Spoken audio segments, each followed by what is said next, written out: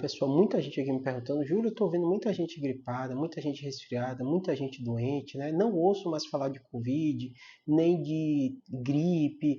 O que está acontecendo? Realmente a gente tem visto surtos de doença, não tem visto? O que é que a gente sabe sobre isso, né? Em primeiro lugar, é o seguinte, né? Algumas doenças elas são sazonais. E a gripe, sempre no início do ano e no meio do ano, ela aumentou o número de casos. O resfriado aumentou também, né?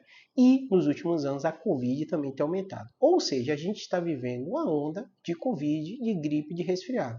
Isso é muito claro quando a gente olha para as emergências, quando vê atendimento médico, quando conversa com as pessoas, né? Por vários motivos, né? Um dos motivos importantes, né, que a gente vive é que uma nova doença infecciosa, né, surgiu e tem aumentado de forma rotineira nos últimos anos, que foi a Covid. Ou seja, a gente sempre viveu com ondas de gripe, ondas de resfriados, que não preocupava.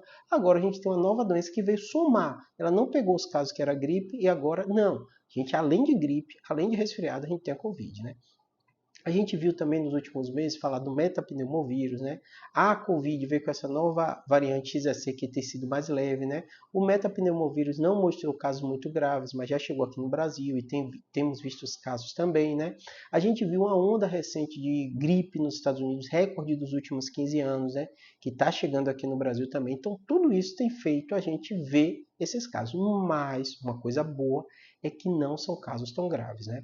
Então, o que acontece, né? Quando você olha o Infogripe, o boletim, os vídeos que eu fazia aqui, as notícias, são casos que levam à internação, levam à morte, levam maior preocupação. Os casos que a gente tem visto ultimamente não têm sido tão graves.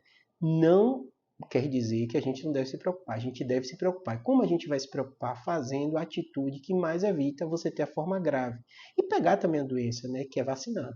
Então, vacina da Covid, está a população acima de 60 anos, 2 doses, tem que tomar todo ano, entrou no calendário vacinal, crianças também. Se você é de algum grupo de risco, né, imunossupresso, vai ter que tomar também. Gripe também está no calendário para os idosos tomarem. Abril, vira e mexe, a gente vê isso para toda a população tomar também, né? A gente tem que ficar atento, né? Dengue para grupo bem específico, mas é importante você tomar, porque às vezes confunde também com esse quadro respiratório. E a gente viu ondas importantes de dengue, né? Você fala, Júlio, mas dengue confunde com quadro respiratório. São sintomas diferentes, mas lembra muito. É a moleza no corpo, é a febre, é o mal-estar.